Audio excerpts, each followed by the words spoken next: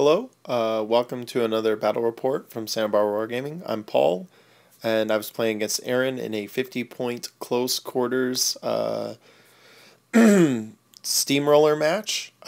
He rolled to go first, and he is playing a siege list. He's got Stormwall, Centurion, a min unit of Hammerdorfs, a full unit of Nis Hunters, the Black 13th, Reinhold, the Squire, and a Minuteman.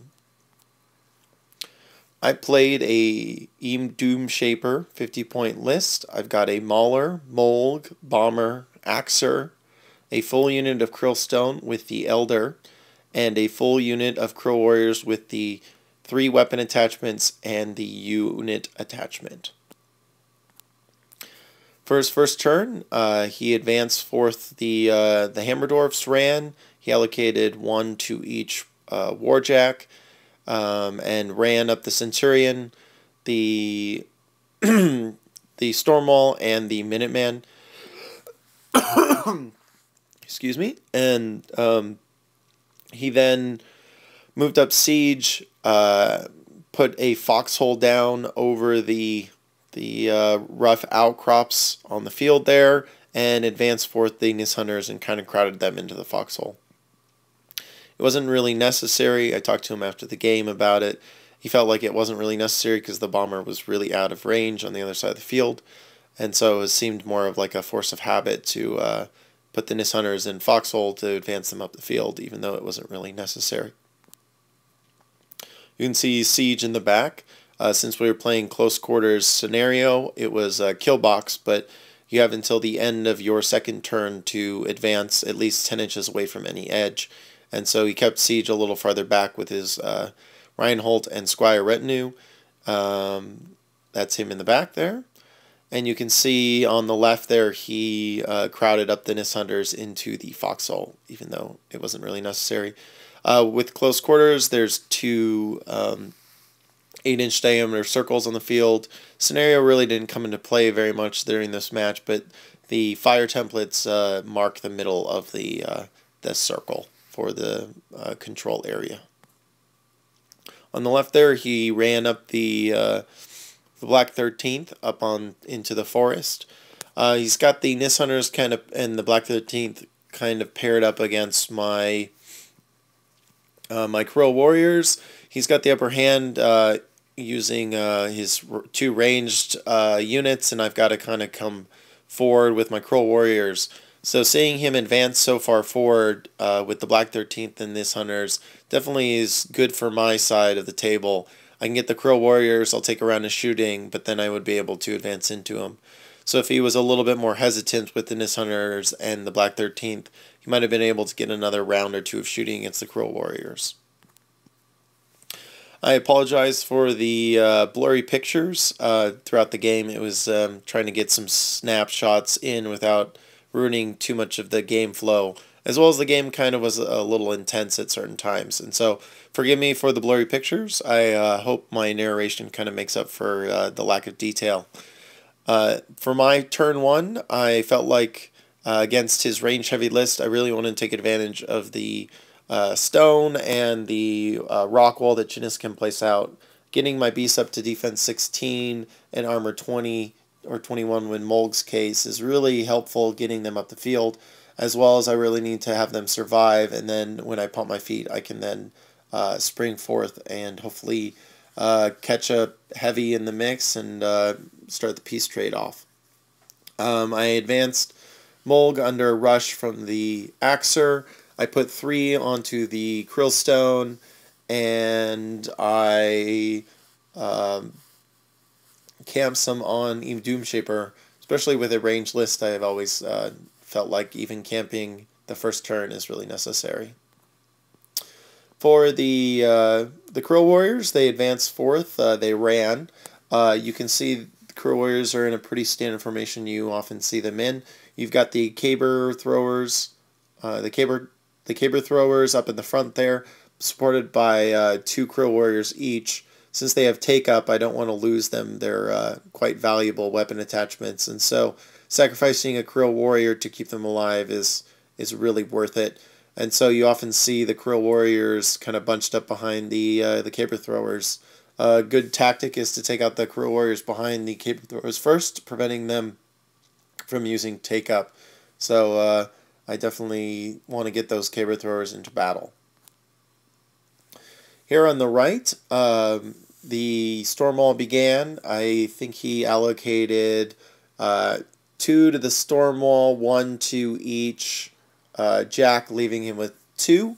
The storm wall took some shots against the bomber, doing a negligible amount of damage, getting the storm wall up into the battle early on.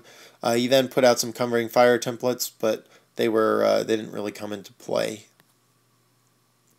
Over on the left here, he advanced the Black 13th forward, and I think he got 4 good shots off of my Krill warriors. I think I didn't make any tough rolls, and so easily took out. You can see on the bottom there that there's no supporting Krill warriors on the left there, and leaving that one Krill thrower or that caber thrower exposed. So he advanced forth the Nis Hunters. They again ran under Siege's foxhole. A very strange tactic Aaron used, even though it wasn't really necessary. I don't have any ranged attacks. So using that foxhole technique and kind of bunching them together didn't really offer him anything. So this is the end of his turn. With that, he moved up the Hammer Dwarfs and the Centurion. And over on the left there in the corner, you'll see that he advanced the Minuteman up pretty far.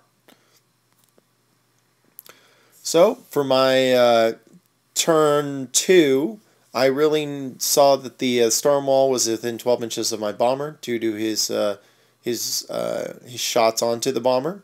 I knew that I really needed to get the storm wall out of the game to initiate the peace trade, and so I decided to commit Mold to kill the storm wall. I advanced forth eDoomshaper. Mold got rushed from the Axer, popped eDoomshaper's feet, and put refuge onto the bomber. The bomber then activated, put 2 pretty good damage shots onto the storm wall. Following up, I then had Mold charge under the feet, advancing 12 inches forward, and I wasn't able to get with my fist into the mix, but I definitely got some good shots onto him. It took all the way until my last attack with the Infinity to take out the storm wall. So trading Mold for the storm wall obviously is definitely a good sign on my side of the table, but I'm definitely going to lose Mold to some Hammer Dwarfs or the Centurion attack. I advanced the Krill warriors had a chance to get the first strike onto the Nis Hunters. I was really surprised how far I was able to get my Krill warriors up into the mix, into the Nis Hunters, with the Black 13th and the Nis Hunters especially. I was surprised that the Krill warriors lasted so long. My tough rolls were pretty average. They came into play in certain cases, but having 15 models on the board to chew through is quite tough, especially when you really only need like 2 or 3 of them to survive. So not too worried about the Krill warriors. It seems to be a theme of the game that the Krill warriors, the Nis Hunters, and the Black 13th kind of square it off all game. Over here on the right, I advanced the Mauler up. I needed to get the Mauler up in there in case, to keep the peace trade momentum going. If Mole goes down, I need to get the Mauler in there quite quickly to either take out the Centurion or the Hammer Dwarfs. Advance the Krillstone Bearers up to get the Stone Strength onto Molg to take out the Storm Wall. I advanced the Bomber back from Refuge to keep him out of danger. And I put up Janissa's Wall in front of eDoomshaper to give him some good defense against some possible range attacks. So Aaron, taking the Storm Wall destruction in stride, definitely really tough to one-hit a Colossal, especially with all that points invested into it. He allocated 1 to the the Minuteman and 2 to the Centurion, and kept 3 for himself. I think he gave 3 to Centurion and cut himself, giving him 7. So he cut the Squire for 1, so giving 7. 1 to the Minuteman, 3 to the Centurion, and he kept 3 to himself. You can see the Hammer Dwarves now laterally charged into Molg. They did some pretty good damage, but they were unable to kill Molg. I think they're POW 12 Weapon Masters, and I was presently armor 21 with the stone, and so even with that, he wasn't able to take out Molg, and I think one of the Hammer Dwarves as well missed, not giving him the 4 dice that he really needed to put some damage onto Molg. Leaving Molg alive, it was really... it's definitely a tough choice. He had the Centurion available to him for 3 focus, but he really may have wanted to commit the Centurion elsewhere, getting rid of Molg, then committing the Centurion to another possible target such as the Mauler, or even starting to put some pressure onto me himself. With Molg alive, he knew he only had like 8 or 9 health left. He needed to take him out. So you can see that he committed a Nis Hunter and the Centurion to take out Molg.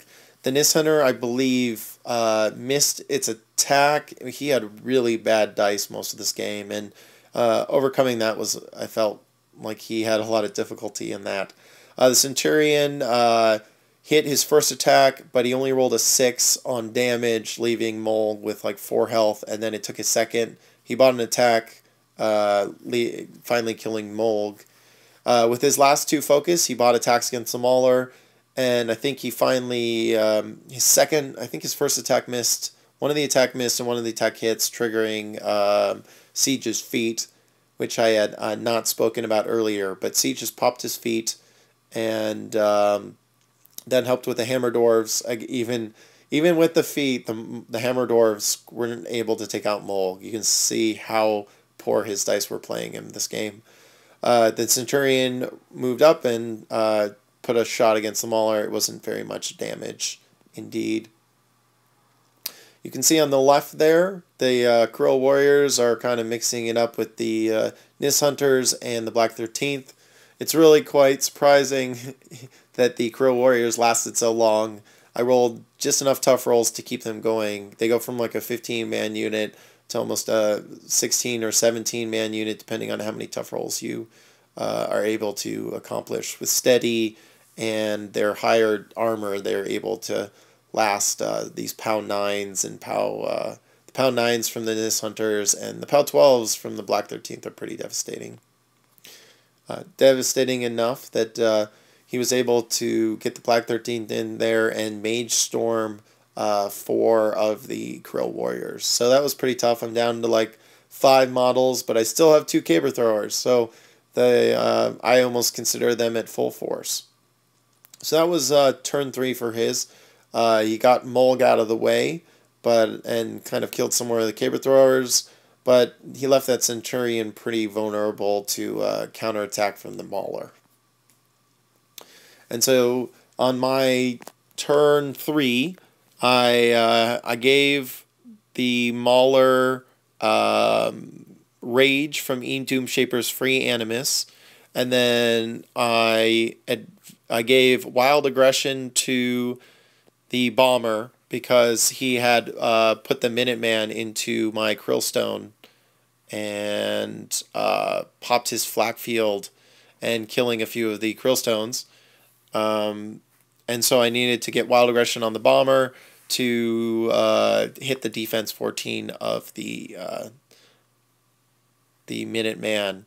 I advanced the Mauler up, and with 5 Fury, I was able to take out the Centurion.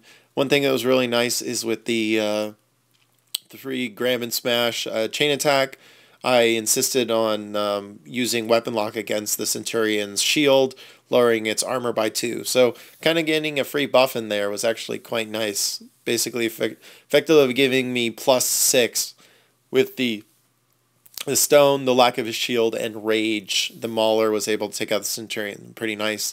You can also see that the Bomber with Wild Aggression and 3 Fury was able to take out the Minuteman.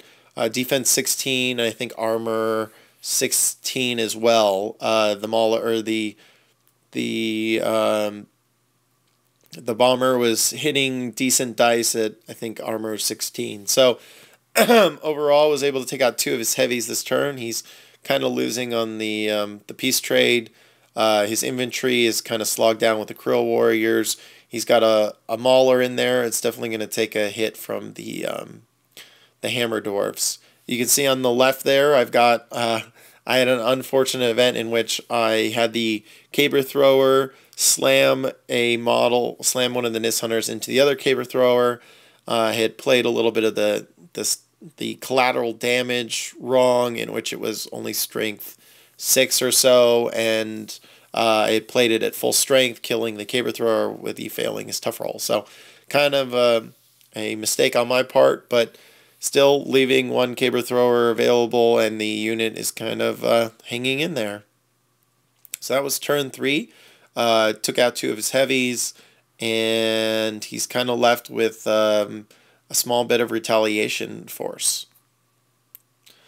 Okay, obviously, he got the rest of his Hammer Dwarfs onto the Mauler. He had 5 Hammer Dwarfs left and a Nis Hunter that he charged in the Mauler, and he was not able to crack the Mauler's high armor. Even with Weapon Master Pel 12s, that high armor is still really difficult to crack. I think he might have even missed 1 or 2 attacks in there. His dice were very, very poor on results. And so you can see, obviously, twice in a row, Hammer Dwarfs not being able to seal the deal on the heavy war beasts, leaving the Mauler available to possibly attack Siege. So beyond that, he advanced over and was unable to kill the Caber Thrower. The tough rolls were helping me there at the end, keeping the Caber Thrower alive, preventing him from really using his infantry effectively. You can see those Nis Hunters are kind of dwindling in numbers. Over here on the right, I think Siege had, using Reinhold's reload, made 2 shots at the Mauler, because the Mauler only had like 4 or 5 health left.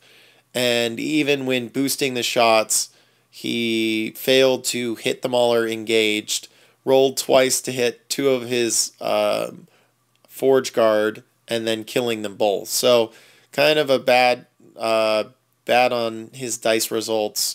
I think he needed like an 8 or a 9 to hit, and he was just rolling 1s and 2s for boosted attack rolls, not able to hit the Mauler engaged. So apologize for the blurry picture. I had definitely taken this after the fact, but I was able to get Primal Shock one of the Nis Hunters that was engaging the Mauler, and then I had the Mauler trample through 3 of the Forge Guard with Wild Aggression from eDoomshaper. I then proceeded to buy attacks against Siege with no. He was camping 5 focus, putting him in armor 21, and I was dice -6 on my dice rolls.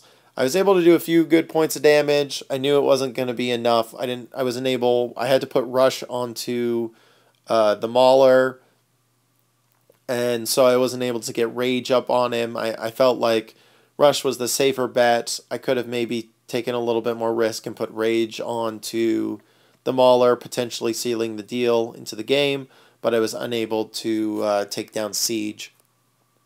On the left side, very quickly, you can see the last bit of the Caber, the Krill Warriors are taking on the Nis Hunters.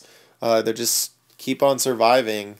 I need 8s to hit, and I felt like most of the game I was doing really well in achieving those 8 dice results.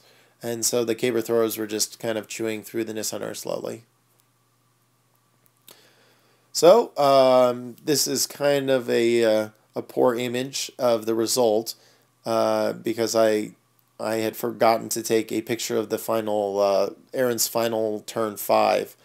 But he decided to go for broke because with the Mauler there, he was definitely hurting. I had a bomber and an Axer left, and I was doing pretty well on the peace trade. He had nothing left on the board, so he went for broke. He risked the free strike from the Mauler and moved up. The Mauler hit his boosted attack rolls against Siege. He was able to. He tried to put some attack rolls onto eDoomshaper, but with the stone wall as well as the krill stone being buffed up at, I think it's defense 17, armor 19. It was just, I think he might, armor 17 because he's 13, 15. Really squishy caster. And wasn't able to put enough damage, even though eDoomshaper wasn't camping any fury. He then tried to get the Black 13th in, but his dice were just really poor. Even though he needed only 5s or 6s to hit, he was just not rolling very well, leaving Doomshaper with very maybe half damage at the end of the turn. Leaving this, he decided to concede the game. The Mauler would just go over and munch on him and take him out. It was a tough one for Aaron. He got a little frustrated at times over his dice results, but overall, I felt like I played a really clean game. I was able to get the peace trades that I really wanted. I got lucky again with the results. It really didn't take very much. It's swinging in one way or another to definitely keep my beast alive. But at 50 points, I can bring the krill stone. eDoomshaper helps out a lot with wild aggression selectively, getting those mat 6s into, I'm able to hit and get all of my attacks in rather than some of them missing. So the Mulg onto the storm wall, getting him 7 attacks into the storm wall, as well as the Mauler, getting all of his attacks into the Centurion with the weapon lock I was really able to use all of my my power plus strength effectively. I was really excited for how well the Krill Warriors did. Normally the tough rolls are kind of up and down, but I felt like at the end there they really kept the Krill Warriors up. Effectively making them, I think, maybe 16 to 17 models that Aaron potentially had to chew through, rather than the 15 that were on the table. I was really, I talked to him after the game a little bit about his range game, and we were quite rusty at War Machine, but kind of holding the Nis Hunters and the Black 13th back and forcing the Krill Stones to commit to that pocket there and kind of taking him out from range without committing, in melee. They're quite squishy, and all I have to do is hit them, and I have tough, and I can just kind of stay standing. He really needed to use the range game to better advantage. Over on the right, it was definitely almost comes down to dice rolls and dice results. When it came down to the peace trade, it was all really close. I was just able to get a little bit more pips onto the rolls where I needed them, and he wasn't able to get what he really needed on the dice. So I felt like it was sort of a dice game, but I felt like I played a really fun and exciting game.